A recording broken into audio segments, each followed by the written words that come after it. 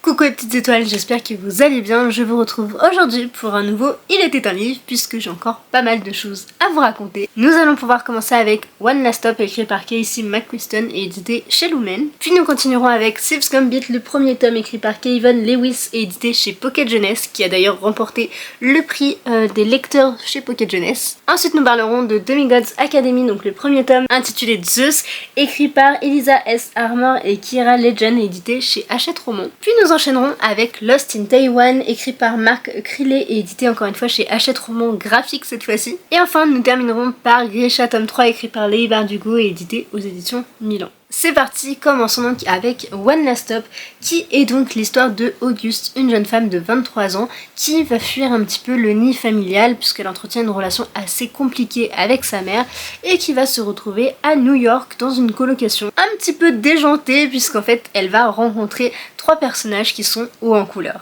Elle poursuit donc ses études à l'université de New York et un jour, donc en allant à la fac, elle tombe sur une mystérieuse jeune femme dans le métro qui s'appelle Jane et qui va plus ou moins la sauver d'une situation un petit peu embarrassante. Il faudra le lire pour le comprendre. Et donc une petite relation, si je puis dire, va s'installer entre ces deux jeunes femmes, donc Auguste et Jane.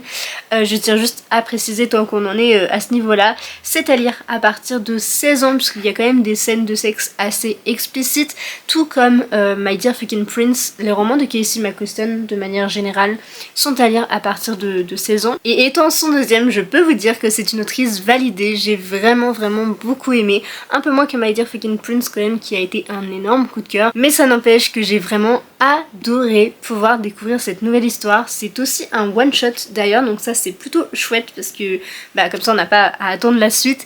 Et honnêtement ça a été une très bonne histoire, mais qui malgré tout m'a un peu dérangée sur un point de vue et pour le coup je peux pas trop vous en parler puisque vous ne l'avez potentiellement pas lu et je veux pas spoil ceux qui l'ont pas lu.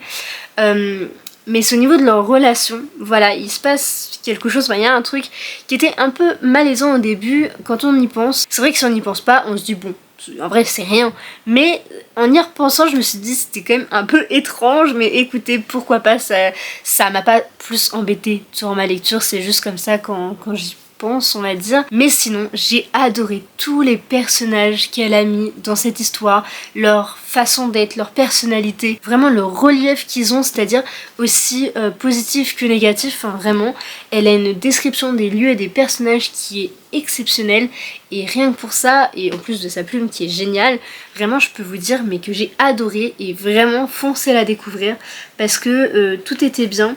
On a certains, il n'y en a pas beaucoup mais certains passages avec comme ça les messages, je ne trouvais plus le nom, pardon, qui sont représentés et pour le coup je trouve que c'est extrêmement bien fait. On n'a pas trop de langage, vous savez, avec pourquoi PK ou je sais pas quoi, ça va, CV, bref, ce genre d'abréviation. Là pour le coup je l'ai pas du tout ressenti comme ça, c'était extrêmement bien fait. Au début de chaque chapitre, oula, on a une petite en-tête comme ça qui est très jolie. Bref, voilà, que dire sur ce roman. C'est donc un roman LGBTQ+, et franchement, j'ai rien d'autre à dire que c'était trop bien fait et j'ai adoré. Bref, si vous l'avez pas compris, je recommande fois 1000. Le prochain dont on va parler c'est Thief's Gambit, le premier tome, où l'on suit Rose Quest qui a 17 ans et en fait dans sa famille on est voleur de génération en génération, sauf que elle ne veut pas vraiment cet avenir pour elle-même et donc elle ne veut qu'une chose, c'est partir et un peu s'émanciper de sa famille, sauf que ça va être un peu compliqué jusqu'au jour où sa mère va se faire kidnapper et donc son seul moyen de pouvoir la sauver c'est d'acquérir une énorme somme d'argent et elle va donc rentrer dans une sorte d'école un peu particulière pour les voleurs justement, et si elle gagne donc toutes les épreuves avant d'arriver du coup à la fin de son cursus, si je puis dire, même si c'est pas aussi long qu'une année scolaire par exemple, eh bien elle pourra demander ce qu'elle veut. Et donc elle veut demander donc l'argent pour la rançon pour sa mère. Voilà globalement le résumé et les mots-clés sont donc mentir, tricher, voler, gagner. C'est plutôt pas mal, on rentre dans le vif du sujet et écoutez, ma foi j'ai été super surprise d'autant accrocher. Peut-être que j'ai pas aimé autant que je l'espérais, mais ça n'empêche que ça a été une très bonne lecture, je me suis bien attachée au personnage, c'était hyper fluide à lire et encore une fois, je me fais attaquer par mes cheveux. La pagination de chez Pocket Jeunesse est hyper fluide, les chapitres sont assez courts, voire même très courts, et en vrai c'est hyper appréciable je trouve. Donc franchement un bon petit roman à dévorer comme ça quand on a envie, et franchement non, j'ai tout aimé, même les épreuves et tout, nickel. Je dirais pas non plus que c'est le roman du siècle, le roman qui va un petit peu chambouler les codes de ce type de livre, mais franchement il fait le taf, il a les éléments clés. Non franchement j'ai bien aimé, donc je vous le recommande si vous voulez une petite lecture sans prise de tête, mais qui vous tient un petit peu en haleine quand même, et où il y a un peu d'action quoi. Passons maintenant à Demigods Academy, le premier tome dont je vous ai un petit peu parlé dans mon 7 jours 7 livres, puisqu'il a fait partie justement bien de cette vidéo, voilà, puisque je l'avais lu en une journée. Et d'ailleurs je pense que c'est ce qui m'a fait autant aimer l'histoire. Dans cette histoire, les enfants qui atteignent l'âge de 18 ans reçoivent une box mystère de la part des dieux. Et soit ils ont rien dans cette boîte et donc rien ne change pour eux, soit ils ont un petit quelque chose à l'intérieur qui va faire que tout va changer pour eux, puisqu'ils vont avoir l'occasion de rejoindre la Demigods Academy, donc l'académie des dieux, des demi-dieux du coup, et ils suivront donc un entraînement particulier. Donc ils vont pas vraiment faire des maths et du français, ils vont plutôt apprendre à tirer à l'arc, à se battre, à nager, enfin bref. Et donc on suit une jeune femme qui a une copine qui est censée justement recevoir cette fameuse boîte avec quelque chose dedans. Elle ne le reçoit pas, donc énorme déception pour elle. Mais notre chère Mélanie, qui est un petit peu la marginale de service, puisque elle a les cheveux bleus, elle est tatouée, et donc tout le monde la pointe un peu du doigt si vous voulez. C'est pour ça que je dis qu'elle est marginale. Et elle reçoit cette fameuse boîte, et donc tout son monde, qui n'était donc pas prévu, va changer. Elle va rentrer à la Demigods Academy, et tout plein de choses vont se passer, des choses très intéressantes, pas mal de péripéties, et franchement il fait 284 pages, et bien écoutez, je me suis pas ennuyée une seule fois, j'ai vraiment beaucoup aimé. Je pense même faire partie de celles qui ont le plus aimé Demigods Academy parmi tous les partenaires Hachette, parce que j'ai vu pas mal de gens déçus ou autres. C'est pour ça que je veux pas vous le survendre, mais pour le coup, moi j'ai vraiment bien accroché, et je pense que c'est vraiment lié au fait de l'avoir lu en une journée. Et je lirai avec grand plaisir la suite. Donc voilà, j'ai pas grand chose de plus à dire. Faut pas s'attendre à une plume de fou. J'ai retrouvé quelques petits éléments par rapport à Percy Jackson, notamment une scène avec des épreuves. Mais sinon, je pensais que ce serait plus ressemblant que ça. Et en fait, pas trop. Et je l'ai trouvé bien mené. Je trouvais que l'histoire avait du sens. Franchement, si on continue sur cette lancée, je pense que je vais vraiment bien apprécier. Mais j'ai un petit peu peur de ce qui va arriver par la suite, donc je me prononce pas trop. Mais écoutez, pour le premier tome, en tout cas, j'ai beaucoup aimé. Ensuite, je voulais vous parler de Lost in Taiwan, que j'ai aussi reçu de la part de chez Hachette Roman. Je sais pas si je vous l'ai dit, mais comme Demigods Academy d'ailleurs, donc c'est 2 services de presse. Et écoutez, au vu des graphismes, j'avais un petit doute quand même en le recevant si j'allais apprécier ou non, parce que ça change vraiment de ce que je peux lire d'habitude, des graphismes surtout, que j'aime habituellement quand je regarde. Voilà un petit peu à quoi il ressemble, sans trop vous spoil. Mais en fait c'est au niveau des personnages surtout, j'avais un peu de mal à accrocher.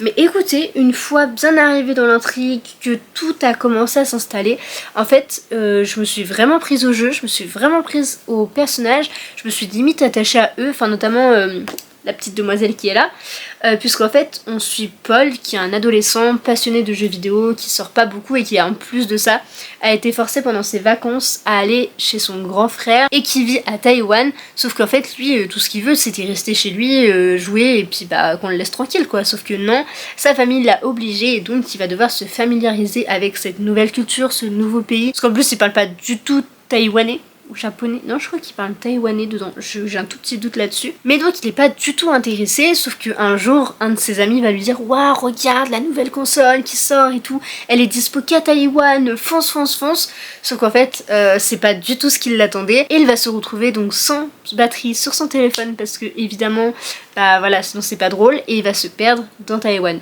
d'où le titre. Il va tomber sur une jeune femme qui va pouvoir l'aiguiller, et donc là un nouveau périple va s'installer, et c'est à partir de là que j'ai vraiment beaucoup apprécié. Vraiment l'histoire prend un tout autre tournant et je l'ai trouvé très intriguant, et le fait aussi de découvrir nous-mêmes avec le personnage cette nouvelle culture, que ce soit culinaire, que ce soit au niveau des monuments, au niveau de juste de leur culture religieuse etc. Franchement c'était hyper intéressant et ça m'a donné encore plus envie d'y voyager, mais écoutez on va attendre un petit peu pour ça, hein, voilà, mais franchement je l'ai trouvé magnifique, et il y a des planches que j'ai envie de vous montrer, mais J'ai peur que ça vous spoil, donc je vais essayer d'en trouver une qui va pas trop spoiler. Mais si je vous montre, sans par là, si je vous montre cette partie là, ne serait-ce que ça, je le trouve vraiment magnifique.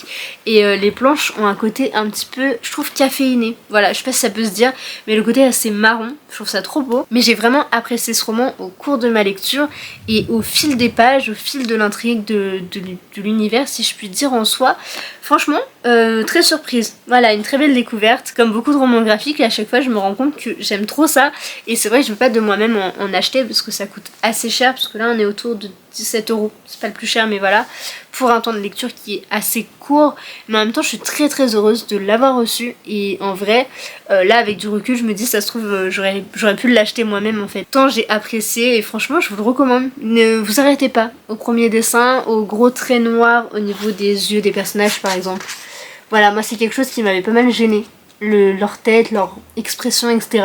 Mais vous arrêtez pas à ça, je vous promets, il en vaut largement le coup. Et enfin terminons ce Il était un livre avec Grisha tome 3 que j'ai lu au mois de mai, avril, quelque chose comme ça. Bah écoutez, je vais pas vraiment vous refaire de résumé, c'est une saga culte. Puis là on parle du tome 3 donc j'ai un peu la flemme si je puis dire de remonter jusqu'au tome 1 pour vous faire un résumé, mais vraiment tous les liens sont en description et je l'ai écrit mais c'est des liens affiliés, donc c'est à dire si vous cliquez ou achetez, bah je touche une petite commission. Voilà, je suis transparente avec vous. Mais donc, revenons-en à Grisha, c'était le dernier tome de la trilogie. Voilà, je suis un petit peu triste de l'avoir terminé, mais d'un côté je me dis ok, c'est une page qui se tourne pour Grisha, on va pouvoir passer à Kings of Scars, qu'il faut que j'achète d'ailleurs, puisque bah je les ai pas. J'ai que les Six of Crows et Grisha, mais là je continue, j'avance petit à petit dans le Grishaverse. Et honnêtement, j'ai adoré retrouver Ravka et nos personnages qu'on aime tant, le Darkling Mal, non le Darkling en fait tout le monde ne l'aime pas, c'est juste moi ça, Alina et Nikolai, mais franchement il se passe des dingueries dans ce tome, je m'y attendais pas du tout. Alors c'est pas tout à fait à la hauteur de Six of Crows, bien sûr, mais honnêtement j'ai été super surprise parce que tout le monde était en mode non mais c'est pas ouf Grisha, moi je me suis arrêtée à tel tome et tout, tu vas pas aimer, gna gna gna. Moi j'ai trop kiffé, ok. Voilà, j'ai été grave surprise et juste je pense que c'est l'univers et les personnages et tout, mais franchement c'était une super lecture. Beaucoup de gens aussi disent qu'il faut d'abord commencer par Grisha avant de lire Six of Crows. Honnêtement j'ai fait l'inverse et ça ne m'a absolument pas gêné. Le seul petit hic du coup c'est que Six of Crows c'est tellement au-dessus que oui on peut être déçu par Grisha, mais en vrai moi ça m'a pas du tout gêné et j'ai tout de même apprécié. Donc franchement vous arrêtez pas à ça, si vous voulez lire les Six of Crows avant, foncez.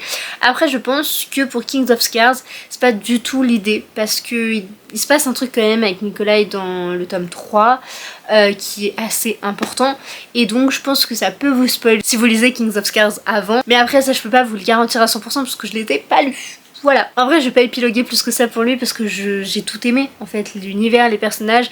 Bon, le seul petit bémol si je puis dire c'est que là il y a eu quand même quelques petites longueurs par moment, c'est vrai. Les chapitres dans mes souvenirs étaient assez longs, mais ça n'empêche que j'ai vraiment trop aimé. Voilà du coup pour celui-ci, j'ai très envie de relire tous les Grisha maintenant que j'en ai reparlé, mais on a autre chose à découvrir et même dans le Grishaverse, enfin j'ai pas mal de choses encore à lire.